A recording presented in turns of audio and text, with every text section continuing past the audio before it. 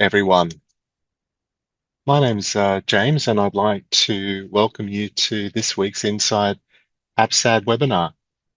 Before we get underway, I'd like to begin our time and our gathering together with acknowledging the traditional custodians and owners of the lands and the waterways upon which we're all meeting this morning. We're here in Brisbane, Miagin, and that's the lands of the Turrbal and the Yuggera peoples. And also as part of that acknowledgement, to pay respects to elders who have led in the past, and also for those who are still leading today, and extend that respect to any Aboriginal and Torres Strait Islander people who are going to be joining us in the session this morning. Well, thank you, everyone, and thank you for those who've joined in early. It's my pleasure this morning to welcome two speakers who've kindly and generously given their time, and that is Lillian Flanagan, who's on the screen there, and also Dr. Brian Sullivan. And they're going to be presenting today on understanding the intersection of those issues here around alcohol and other drugs, mental health, and domestic and family violence from a theory perspective, but also then how that translates into practice. So such an important topic, and we really want to thank both our presenters, in advance, as well as we'll probably also have lots to say thank you for at the end. Just to give you a bit of an orientation to our wonderful presenters, I've had the privilege of working with Lil for many years. We've both worked together down in Metro South, a wonderful place to work.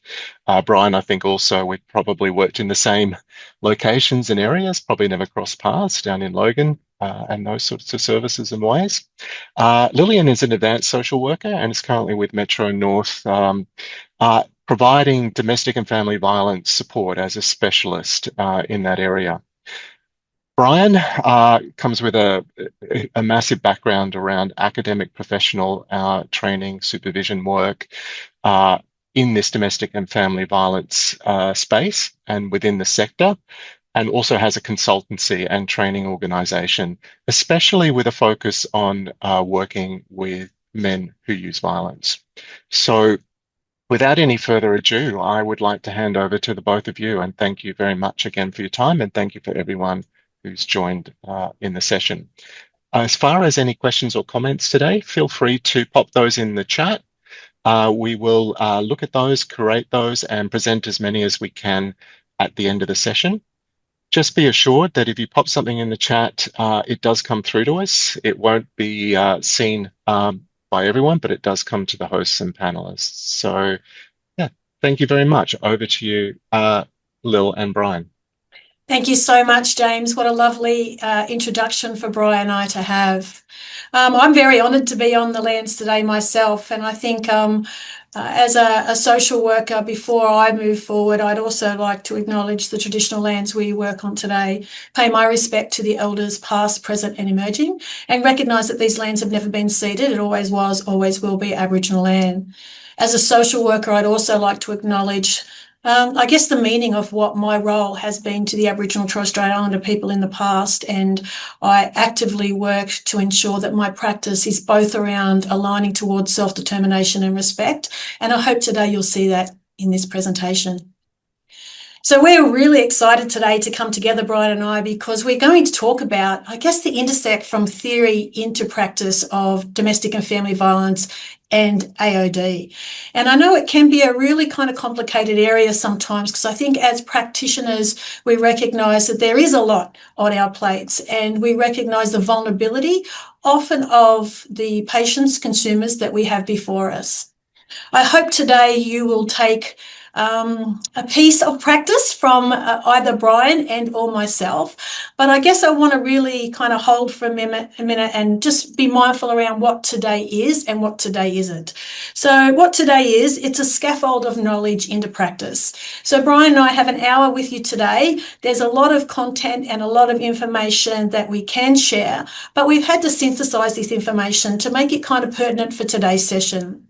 What we are looking to doing is to have some further partnerships with Insight. So we'll have sessions that will be purely victim-centric and others that will be perpetrator-centric in 2026, and I hope you will look forward to that. I guess before we move into kind of talking about practice, I also want to acknowledge this work has come about and changed over the period of time I've worked in domestic and family violence. I'm sure when you hear from Brian, you'll hear the same. I want to unapologetically hold the space for, I guess, the victims whose stories are told in reports and in data and by the families that have been left behind. I also want to acknowledge the victim survivors who continue to tell and have told their stories. And those stories actually shape our practice and have changed our systems, because I know as a social worker, I have seen such change in the domestic and family violence sector. I want us to sit comfortably in an uncomfortable topic. But whilst I sit here, when we talk about data, we actually recognise we're not talking about other. We actually are talking about us as well, because the numbers that seem like just data on a board are actually people. And when we recognise that those people are also us, we have to acknowledge that there can be things that come up in today's session that might be triggering. So if that happens for you, I encourage you to look after yourself, take a moment, step aside, engage in EAP where it's appropriate, look at your line manager and or supervision, but make sure that you're doing what you need to do to ensure that you're able to, I guess, turn up and be your best version of yourself for today and after today. I want you to think for a minute, if today was really purposeful and the hour that we had, what would be one thing that you would like to have had answered or to know from today's session? And I want you to either make a mental note of that or I want you to write it down, because I'm hoping we can get to that answer by the end of today's session. Brian, would you like to further introduce your wonderful self? Oh, well, I won't take up much time here because we only have the hour, Lillian, but I just would like to acknowledge to everyone here today the work that you've put into this and the development of the content. And I'm very much in a support role today and defer to your expertise in this area in terms of AOD. And I hope to bring some of my experience in working with intimate partner abusers who abuse alcohol to the hour session. Thank you, Brian.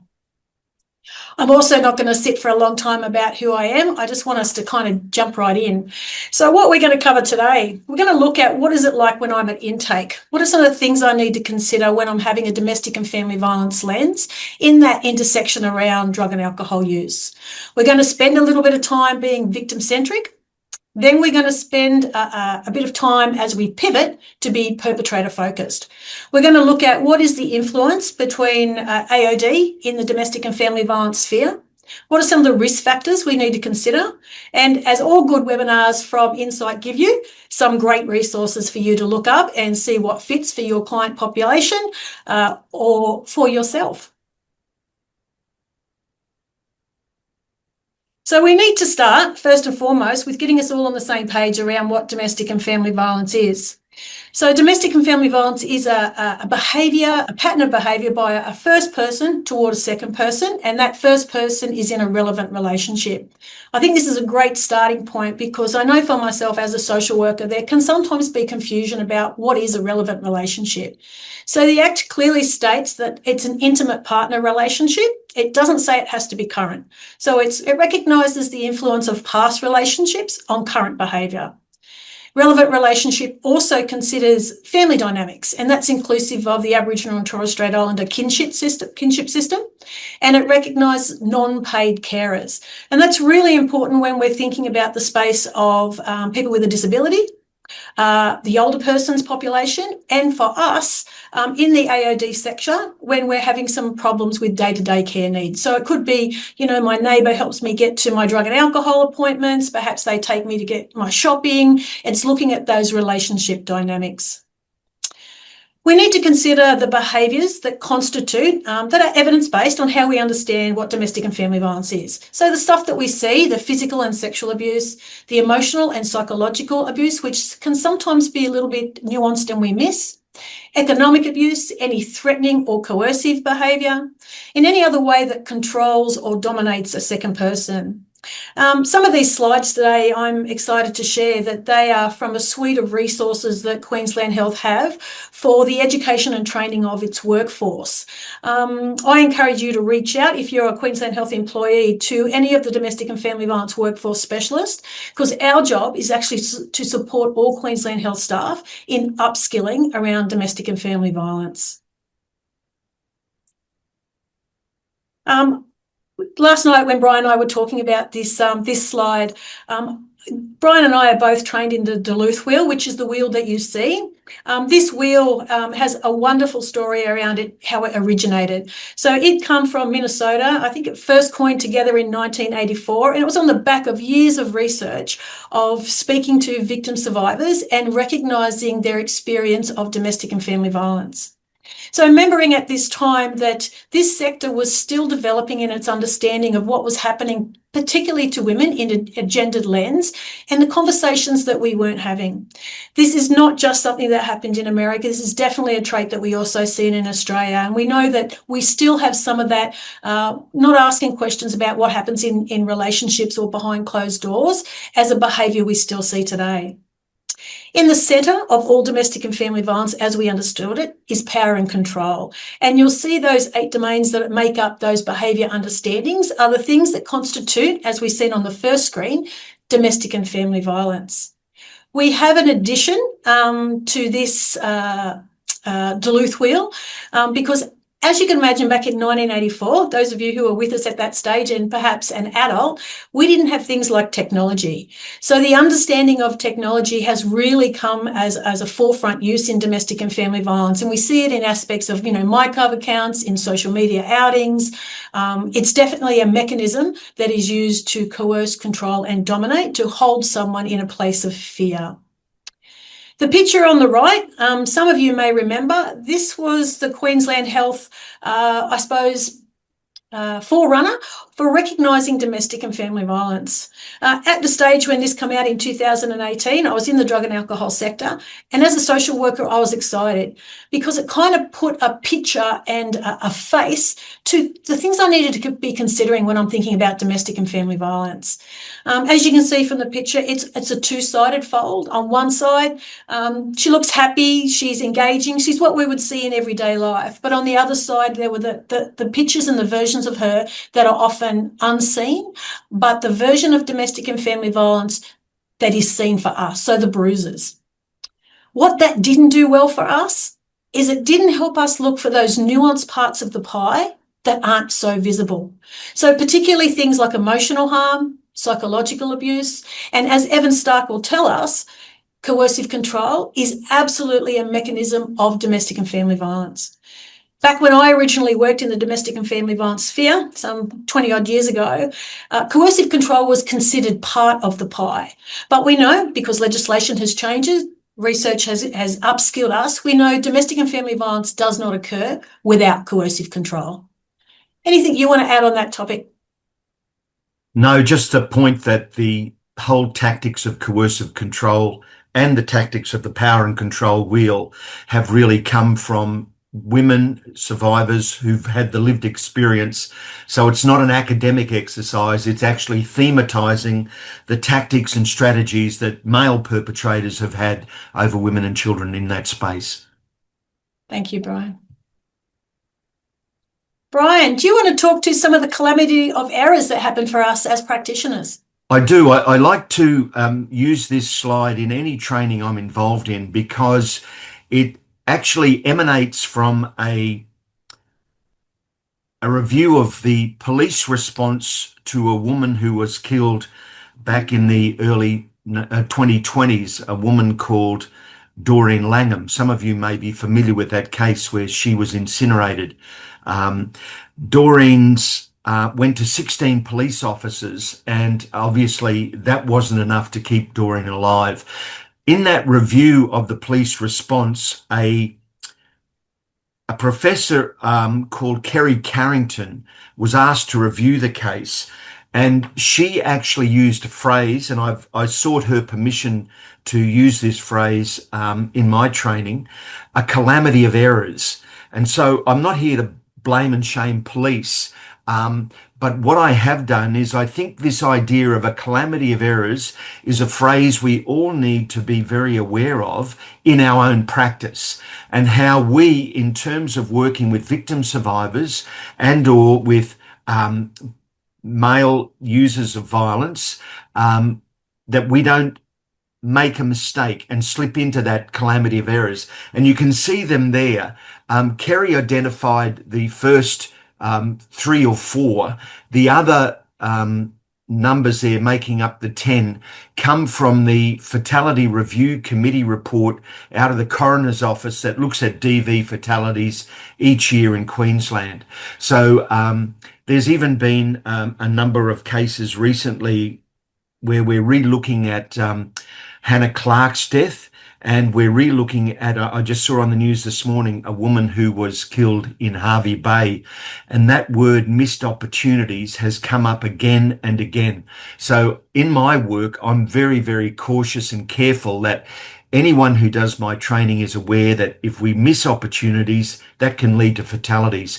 And you can see there in that list, small mistakes that compound over time, failing to communicate risk and danger, rushing the process, not getting sufficient depth and detail in our assessment and in our analysis, being inconsistent in our response, lack of awareness or understanding of risk, and that's what today's training is about, countering that, working in isolation, solo and silos, not helpful in the domestic and family violence space, insufficient training and supervision of frontline staff, not taking victims' fears or dread seriously, and obviously that last one there, very importantly, not monitoring and containing the perpetrator, no eyes on him.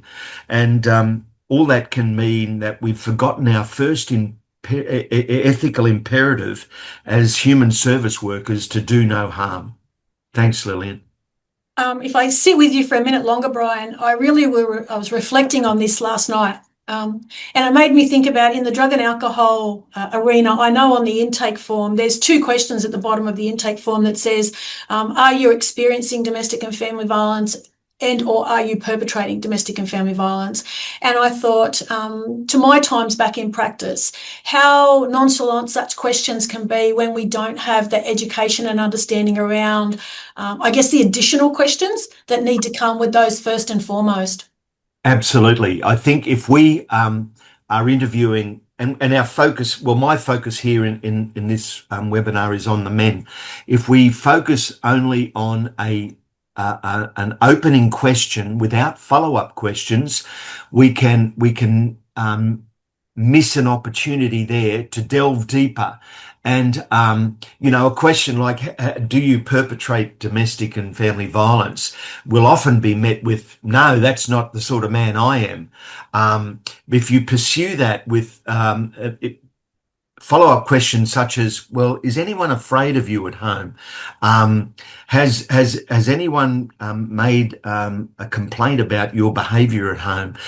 You can delve a little bit deeper and get closer to the reality of that man's beliefs and behavior, rather than just superficially asking one question, ticking the box, and then moving on. I think we have to not rush this process if we're going to get to the truth of the matter. I love that you said that, and taking the opportunities for additional PD, because the question in and of itself needs to be backed by some understanding about what I'm actually looking for. Absolutely. All right, I just wanted to sit in data. I am not a scientist, nor am I a researcher like my esteemed colleague. However, I do think data shapes our practice. In 23-24, there were 192,000 odd occurrences of DV that were reported to the police in Queensland. It's not a small number. When I started this conversation, I talked about the us and them connection. Statistically, 1 in 4 women have a lived and living experience of domestic and family violence. And whilst I acknowledge that there is a gender disparity around the experience of domestic and family violence for women, I acknowledge that there are 1 in 14 men with a living experience of domestic and family violence. Interesting, that data actually come from the LGBTIQA community. So recognising the intersect of, I guess, many variable relationships of domestic and family violence. We know that if you're a cold woman, you have an increased prevalence risk of domestic and family violence. That is even more so if you are an Aboriginal or Torres Strait Islander woman. Interestingly, you are 8 times more likely to have a lethal experience of domestic and family violence if you're an Aboriginal or Torres Strait Islander person. I want to hold us for a minute, and I know some of you may have heard me say this before. That is not a cultural experience. We are not indicating that there is any flaw in the culture, because often this is the perpetration of Caucasian men onto Aboriginal and Torres Strait Islander people, but recognising how the system has impacted the experience. I always like to talk about human trafficking because I think it's an undersold area that we're not really looking at, particularly when we're talking about the use of substances. Domestic and family violence isn't something that only happens to adults, and I think this is a growing arena of research. If we look at anything completed by Anne Rose, the child maltreatment study told us that for Australians over the age of 16, there was a lived experience of around about 40%. So we are more than likely to either professionally or personally come across a once child, now adult, with a lived or living experience of domestic and family violence. There's lots of incidences where we've got it wrong. The fact that we've had 300 children that had lost a parent or a sibling in an 8-year period.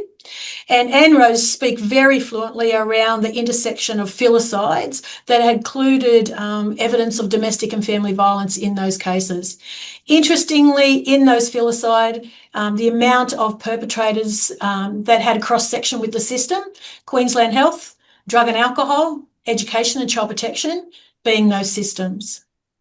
We know that domestic and family violence isn't just about the child's experience or about the adult's experience. We know that data tells us that 3 in 10 adolescents also report having an intimate partner relationship that is characterised by domestic and family violence. The Brisbane Youth Service reported they had an increase in evidence of non-fatal strangulation in young people by 32%, and that was in last year. So this is definitely not something that's going away, and it's not something that's changing.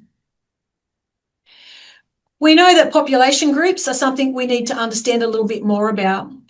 We know that people with a disability, that's women, are twice as likely to experience sexual violence. We know in our older population, 1 in 6 older people have experienced abuse, and 50% of those abusers are a family member. So what does that mean that we need to change when we're supporting even the older people that are presenting for us in the drug and alcohol sphere? Some things that we really want to also consider is around our use of self in our practice. Where does our lived experience, our story, intersect with our client? What things do we need to put in place to make sure that we don't have a confirmation bias or a values barrier that intersects with us seeing our client? You would have seen this report most likely. So this report was released just recently in the last month. It's the Domestic and Family Violence Report. A lot of people in the trainings that I provide go, you know, is domestic and family violence happening more often, or is it just that we're talking more about it? The research is telling us there's absolutely an increase. So it talks about a significant increase in the prevalence of domestic and family violence, particularly in intimate partner homicides in the last 2 years. We've had some great data that talks about, I guess, almost, 1 in 2 women had an experience of sexual violence, that of the intimate partner deaths, 46 of those were females, 9 of them were males. We also find it really intriguing that in our Queensland health sector, 76% of all domestic and family violence hospitalisations were actually for females. So recognising that gender difference. Anything you wanted to add on this slide? No, just I think I know what we've been looking at victim-centric up till now. In terms of the 192,000 call-outs for service to Queensland Police last year, I think an added concern there is that there was something like 65,000 round figure DVOs issued, domestic violence order issued, and we know that 45,000 breaches of those orders were made. So I think what you're touching on here, I think, Lillian, is the scope of the problem we're dealing with, and the inevitability that we're going to be dealing with clients, patients, customers who have that overlap between alcohol and other drug use and also intimate partner violence. It's not if, it's when, obviously. Absolutely. And particularly in the drug and alcohol sector, the fact that 39% of all people who receive specialist homeless services had experienced domestic and family violence. I just want to give a little bit of an overview on clinical indicators. We're not going to sit here long, but I just want to show some themes. So right from adolescence into adult and elder abuse, commonalities in substance use, homelessness are being evidenced by what is reported. So what does that mean for us in our intersect of working with adolescents, adults, and the older population around the intersect of domestic and family violence? When we're victim-centric, we absolutely want to sit in a place that is person-centred and trauma-informed. And all of us that work in the drug and alcohol sector really sit comfortably in that arena because we see and hear the lived or living experience. But I want us to be thinking about some of the practical ways that we can hold both those spaces when we're having that lens. I want to introduce you to Mary. Mary's a 62-year-old female. She's from the UK, and we're at an initial review. During the session, Mary's told me that she's having some difficulties at home, which is not an uncommon occurrence. Mary tells us that she feels she's a bit isolated, and she stated that her partner puts her down a lot. He really doesn't allow her to see her family or friends very often, and this is in turn impacting on her mental health. She's describing feeling a bit depressed and anxious. She's also drinking daily to manage. She's turned up for you to provide some support. On its face value, Mary would be an average referral for a drug and alcohol worker, particularly for me in that Metro South area when I was a frontline AOD social worker. But I want to add my DV lens to the experience of Mary. And I want you to come with me to watch a video. I want to also just hold for a moment though, the video, as much as I've watched it 100 times, it still is still really upsetting when we watch it. So if you need to take a moment, please do. But meet Mary.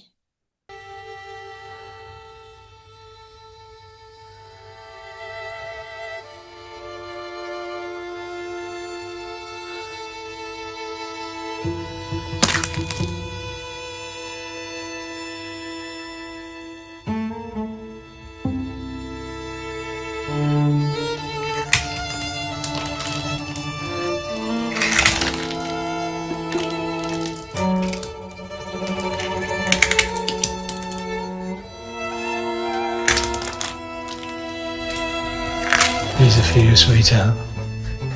Oh, they're lovely. I love you.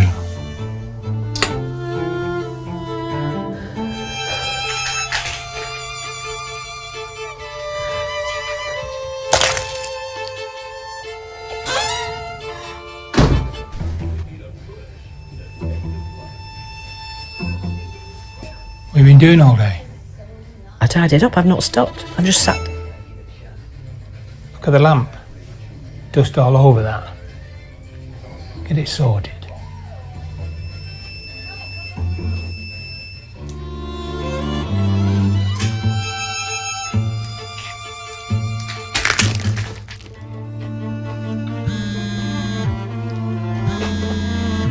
What are you doing? It's my sister. You really gonna answer that when we're having lunch? I've not seen her in ages.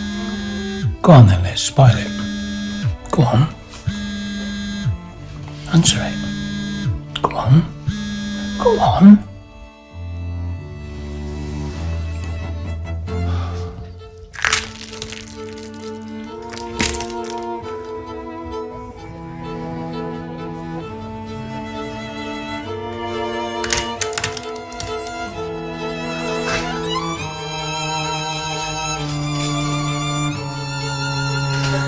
You daft cow. Why have you bought all this expensive junk? I'll have to give you less money next time. Can't do anything right, can you?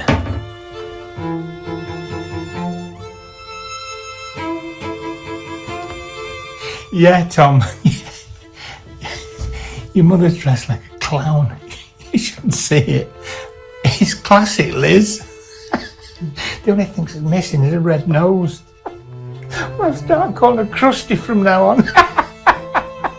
Hello.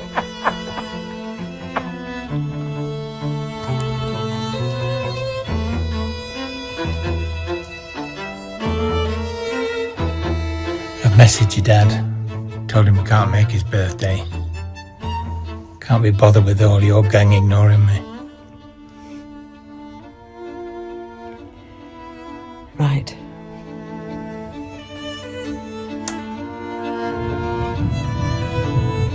It's just us. Get these cobwebs cleaned up. Wake up, you lazy pig. It looks ridiculous. Shut up. Think about it before you say anything. Why'd you make me do these things? You're not going anywhere. You're staying here. You're staying here. It's always a very challenging position to sit in when we're thinking about, I guess, the experience of our patients and consumers. I know in the drug and alcohol arena for me, I had many victims talk to me about why they use substances. And some of the things that we already know, a way to cope with the past or current trauma, a way to numb during the episode, like sometimes courage to fight back, a disconnection from the body and an ability to forget. Particularly when I've worked with parents, some women have even told me, it's actually helped me to be a better parent because if I didn't use, I don't think I'd get up during the day. So I want us to not unsee what the video presented to us. And although the intake gave us some nuanced clues that there could be something we want to ask more about, I want us to have that three-dimensional view of domestic and family violence, not the one-dimensional expectation of disclosure. Anything you wanted to add, Brian? I just wanted to add there that the times that perpetrators will almost force drugs and alcohol on their targets, on their partners or ex-partners, in terms of having that as a way of attacking her credibility. If she's drunk or drugged, he's got more leverage over her in terms of her integrity, her sense of morality, her credibility in the face of police or courts also.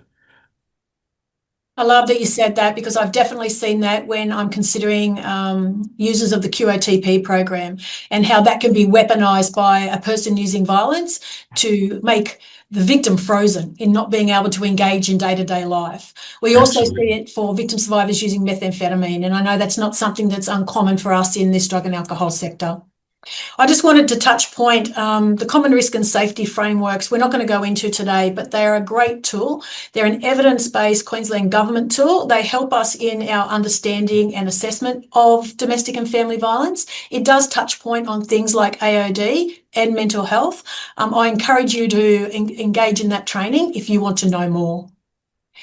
I also want to be mindful around the intersect around suicide, because we definitely see that victim survivors have taken their life when it's been overwhelming, that they just cannot manage anymore. We also see this in persons using violence, but we're going to talk about that a little bit more. I want us to pivot toward the perpetrator. And I know I'm asking you to shift quickly, but remember, this is just our initial scaffold around pivoting.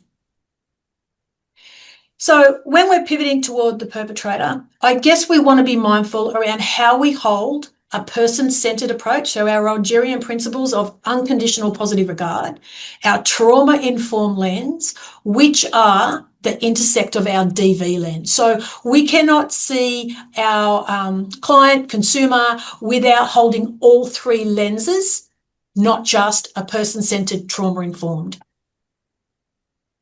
And that DFV lens, Lil, for me includes having an accountability informed framework also. I just touched on this point around the drivers of domestic and family violence, which I'm sure you're probably all aware about, but particularly when we're talking about reinforcing factors, we know that substance use allows us to, our inhibitions to be reduced. So we are not saying that, because anybody who uses substances is definitely a domestic and family violence perpetrator. I'm not making that connect. But we definitely know that there is an interconnect, particularly when we're looking at alcohol for persons who use violence. So I want us to sit a little bit longer in this space because I don't want to dismiss the fact that a person who uses violence can both have a trauma experience, can both be a victim in their own right for additional maybe childhood trauma, but we do want to be really clear that there's the language that we traditionally had around, drug and alcohol caused it, it was a cause of mental health. Domestic and family violence is a choice. We talked about some high-risk factors, and I don't know if any of you have seen the QPS DV PAF. So it's what Queensland Police use to assess the risk of a perpetrator and the risk to a victim. Some of these are some of those high-risk arenas. Drug and alcohol and mental health are definitely on this arena, so is suicidality, but alongside many other factors that we're not going to sit for a long time today because I want us to talk a little bit more about our approach. So when we're thinking about drug and alcohol, why am I making such a connection? So we need to see the perpetrator as someone who is causing harm, as well as someone who may have been harmed, but can have a choice to not harm. So we know that I might use substance as a way to control the victim survivor, some of the things that Brian highlighted before. It might be a mechanism for me to be able to blame the victim survivor for my behaviour. It might be an ability to instill fear. It might be a trigger point into conflict, so it's part of my pattern. It might be an excuse for my behaviour. It might be a way for me to ignore or numb some of the things I've done and said, the harms that I've caused, and it's a way for me to distance from myself. Do you want to add some things on this while we're starting in the perpetrator arena, Brian? No, I think that covers it pretty well. I think the one that sort of I encounter most often is that excuse, alcohol as an excuse, and also related to that is trauma as an excuse too, and then the combination of alcohol and trauma compounds that evasion of responsibility. I love that you took us down that. It almost leads me into that collusion conversation and how we can get trapped. But let me start first and foremost with a little video that Queensland Health have around that intersect.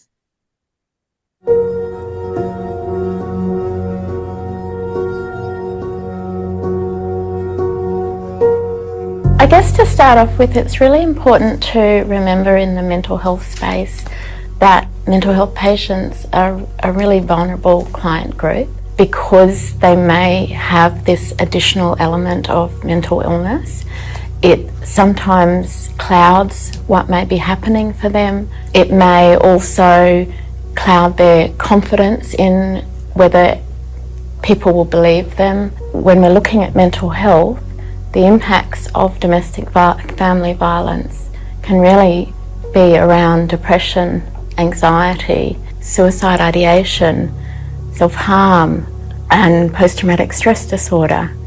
A number of really serious impacts on somebody can result from them having experienced that trauma. I was admitted to CCU, a community care unit, and it's a mental health rehabilitation place. I stayed there for almost 2 years, and in the first year I found myself in the DV situation, and I remember I had to go to hospital for my mental health, and CCU actually saved my spot in the rehab while in hospital and dealing with all my trauma and all the fear and guilt and shame.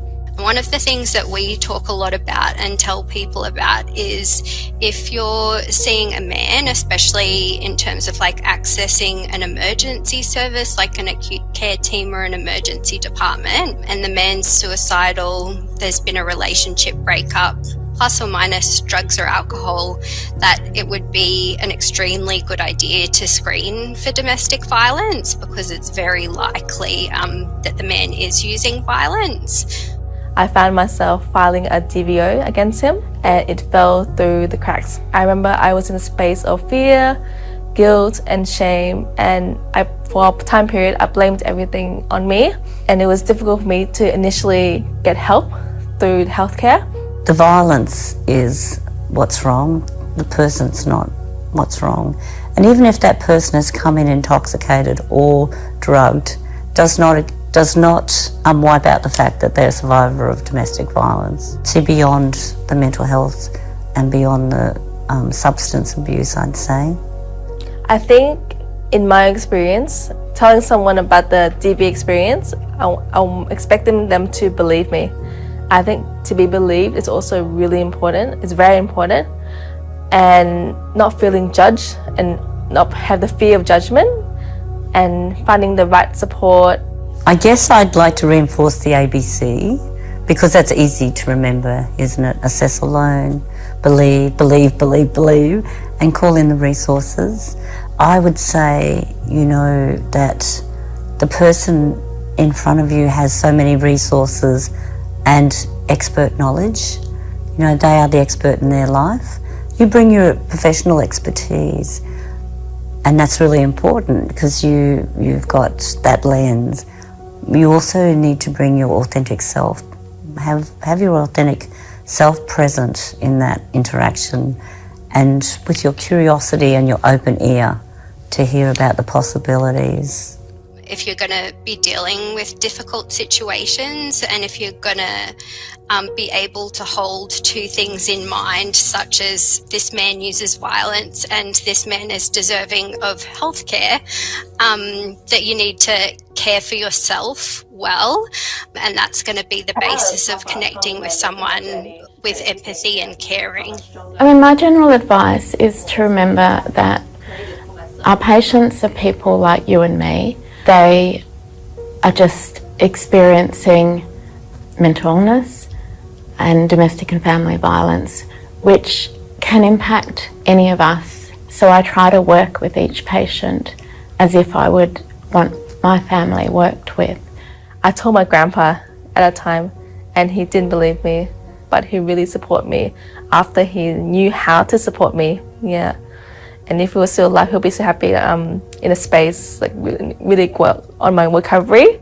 He'll be so proud of how far I've come with my mental health journey and everything. Yeah, how much stronger I've been and how much more resilience I have created for myself in my life. Yeah.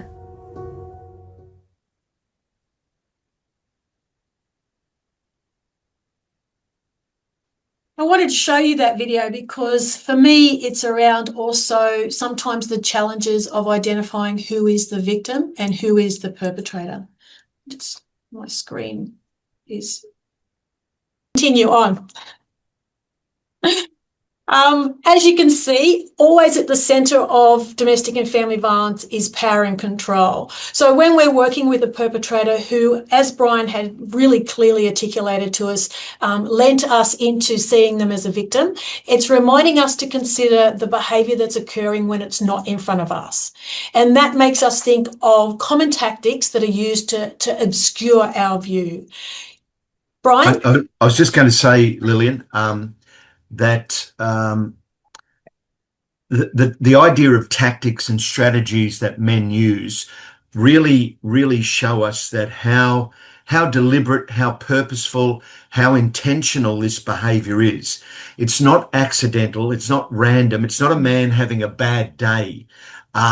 There's a whole sort of context and dynamic behind his behavior, which is driven by his beliefs and his beliefs that men should have power over women and children, and that if we fall into the trap of thinking this man's made a mistake, or he's just having a difficult, stressful time at work or whatever, we run the risk of colluding with him and not really addressing the truth of the matter. And the truth of the matter is the intentionality of his behaviour. I love that you said that. And also sometimes our bias around what is the ideal victim and how that intersects with a drug and alcohol lens. Absolutely.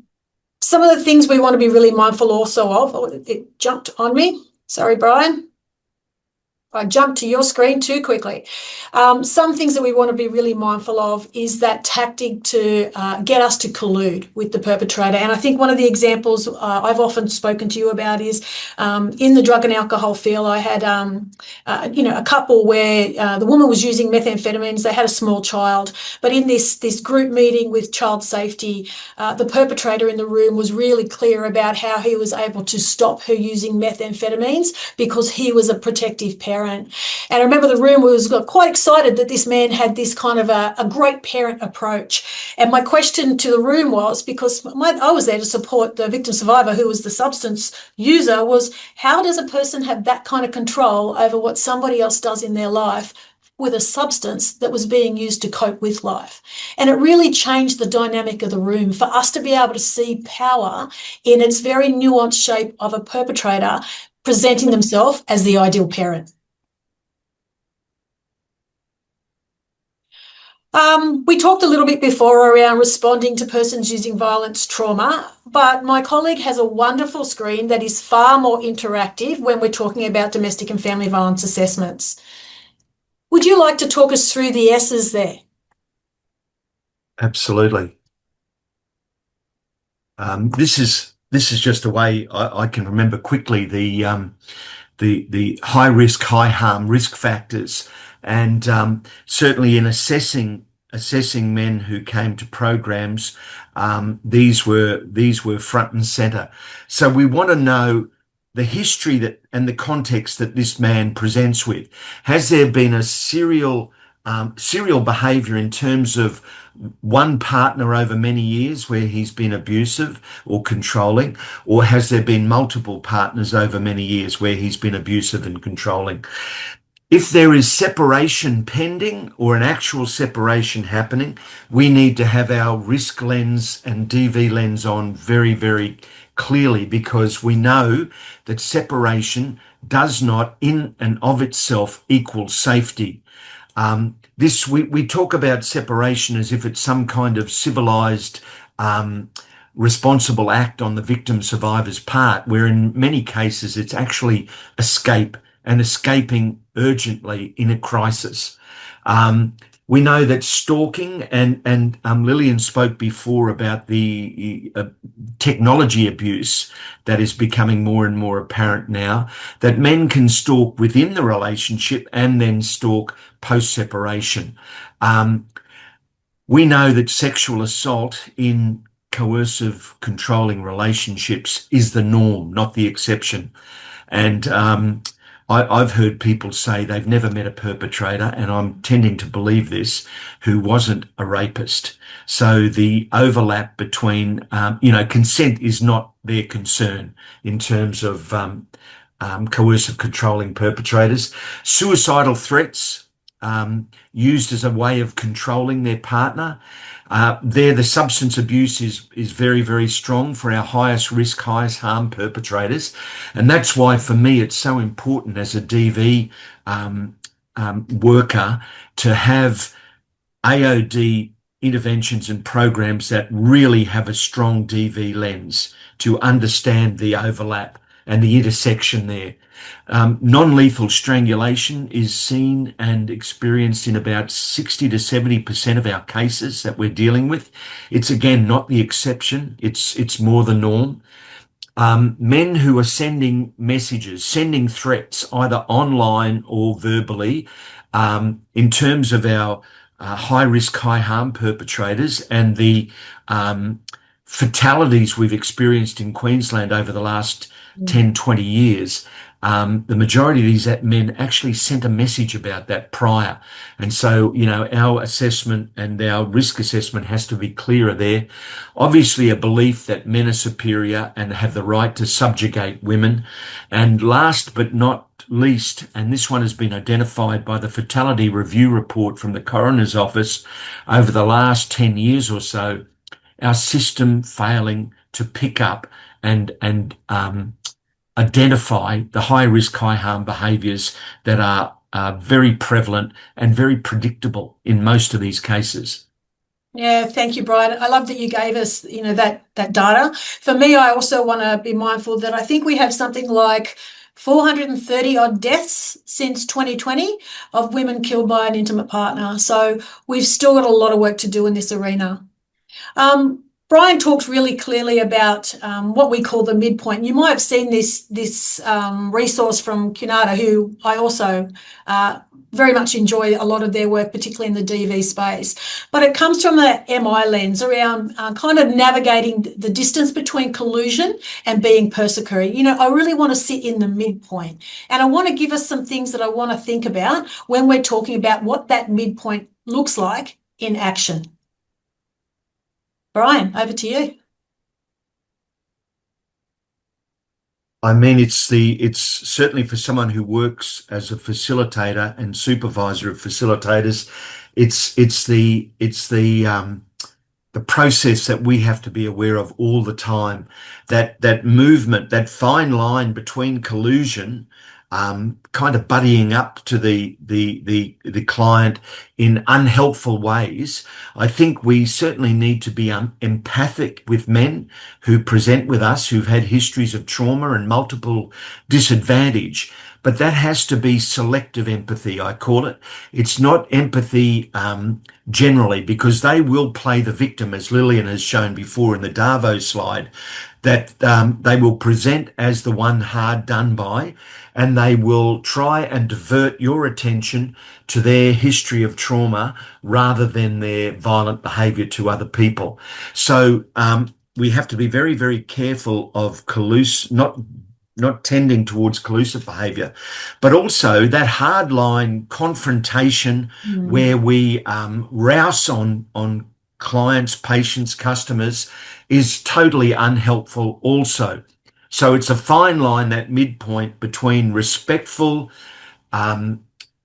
trauma-informed behaviour, but that also holds a man to account because of his behaviour and doesn't let him off the hook. And he is trying to get you to let him off the hook most of the time when it comes to his poor behaviour. Our skill and our effectiveness, I think, as counsellors, psychologists, social workers, facilitators here, has to be to hold this man, but also to hold him accountable.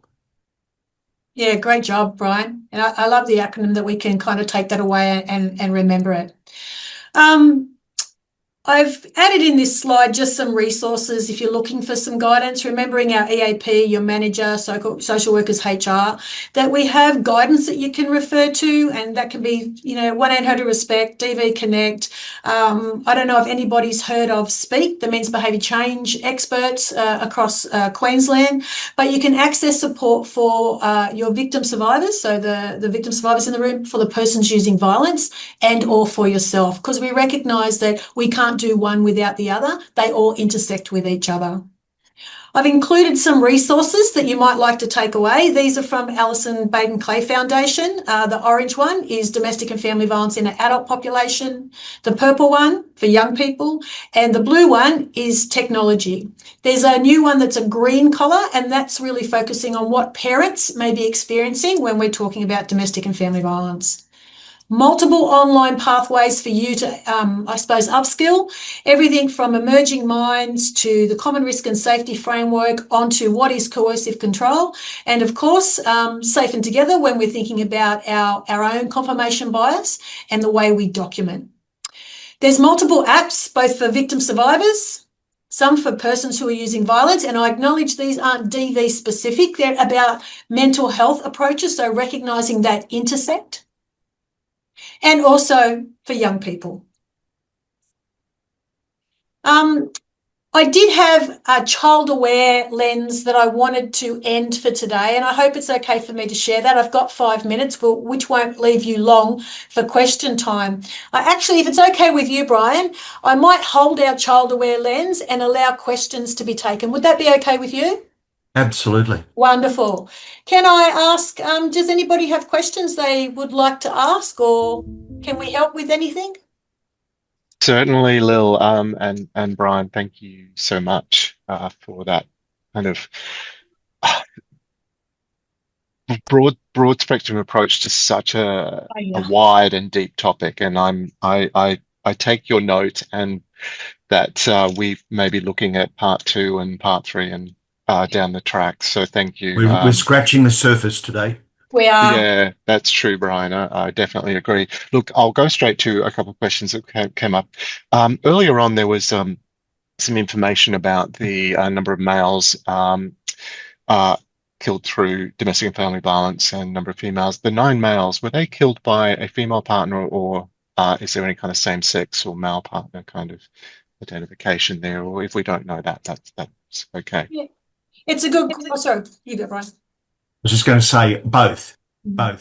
So Right. it may, but having said that, while there may have been a same-sex relationship where there was a murder, and the one I'm thinking of is an incineration, the females who kill male partners does not necessarily mean they may be full-blown perpetrators of domestic and family violence. It might be actually, in terms of a legal case, a self-defense case. And there have been those two in that number. No, thank you. Lil, you mentioned a report before that only came out about a month ago. Do you have the title, the kind of the domestic and family violence report? I can share that with you, James, and you can share it with anybody who might be interested. Yep, no worries. Thank you. We'll do that. I love the comment that came up through the Red Rose counsellor around violence is what's wrong. It's not the person that's wrong. So let's all hold that. I guess to put some things in a bit of a kind of a quick summary or a nutshell, given our time today and such a big topic, if there were practice shifts, maybe just 1 or 2 practice shifts that AOD workers could undertake or services for things to be delivered more safely and respectfully and to be effective, are there any that you would commonly recommend?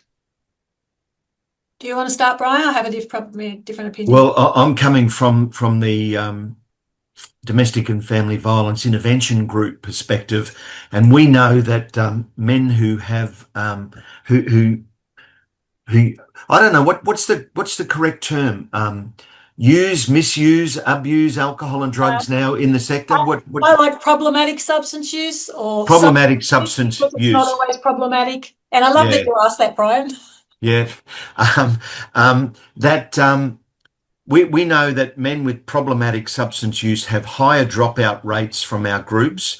They have higher recidivism rates, lower completion rates of any intervention, and I would love to see I don't know whether I'd call it a partnership or an MOU or an understanding where if a man with a problematic substance use is referred to AOD intervention, that was looked at really with a DFV lens too, and that there was some way of integrating the intimate partner violence programming and intervention and the AOD programming. I mean, I don't know that happens anywhere, but I think it's a way forward where we don't sort of send a man off and say, well, you can't do our DFV group because you've got alcohol or drug problems. You need to do an AOD program first before you can do it. I've had men do both concurrently, but still that can be doubling up for a lot of men. I would love to see an intervention where AOD and intimate partner violence were dealt with concurrently. Yeah, no, those types of integrated approaches always come out as being the ones that are the ones recommended. And Brian, this might be a question for you. Oh, sorry, Lil, I probably need to give you a space. Yeah. Just to add on the end of Brian's, I love that systemic view, but I think, like we talked about at the start, if we don't have knowledge around domestic and family violence, we aren't going to ask the right questions. We're going to miss an opportunity. Absolutely. Upskill from a grass level. And just like drug and alcohol can be a topic that people find uncomfortable, domestic and family violence for me is very similar. We have to be comfortable in the arena of uncomfortability. Thank you. We are coming up to time, but I might just ask this one question. Several times it was mentioned around the unconscious bias and that we might miss things like you're talking about there because of some perception around the ideal victim or the ideal perpetrator or any of those, I guess, both sides.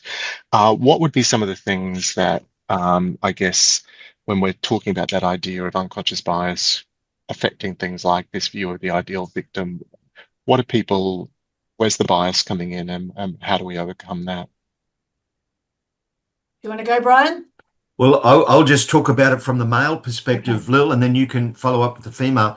I think we saw something very explicit. If you've seen the video, the personal video camera that was used and that was shown with the Hannah Clark case of the police recently, where the police, in a very biased way, kind of colluded with the perpetrator in terms of indicating that women are difficult to deal with. Women can be problematic. Women can be the cause of the problem. And that really is colluding very, very much. And I think any male who works in this sector has to work on themselves and their own bias in terms of, you know, that male bonding and, come on, Brian, you know what women are like. Women are difficult. All that sort of discourse, which is really very, very unhelpful for victims and really lets men off the hook without addressing and challenging their behaviour. Yeah, great comment, Brian. If I can tap on the end, when I'm thinking about victim survivors, I think it's challenging the view of if she's not bruised, then it couldn't have hurt. And if she stays, it can't be that bad. And a woman who might have a traumatic response might be might be swearing at police. She might be dishevelled. She may be under the influence herself. Doesn't make her any less worthy of a victim. Great comment. I hope that answered some of those questions. For the people. Definitely, and lots of comments saying thank you. Thank you. And how helpful this has been. And I know that we could continue this probably through to the afternoon and still be touching the surface. But just probably one last thing. Is there, there's lots of requests for some of the resources that have been mentioned. Is there any one spot, or is that too simplistic to kind of direct people towards? You can look up the Queensland Government site, and there's a heap of things on there, including the crafts tool. There's coercive control. You can even just look up in your search the name, and you'll find a list of resources. But I will send you a copy of those resources, and you can share. They're on the ends of my my resource list. Thank you. Look, this has been amazing, and I don't know how often this happens that we bring together the two kind of sides of the story to one space. Thank you both for your knowledge, your generous sharing, your wisdom, and also the respectful way that you've really approached this to help us kind of connect. To everybody out there who is still with us in webinar land, this is our final webinar here at Insight for 2025. We'll be back.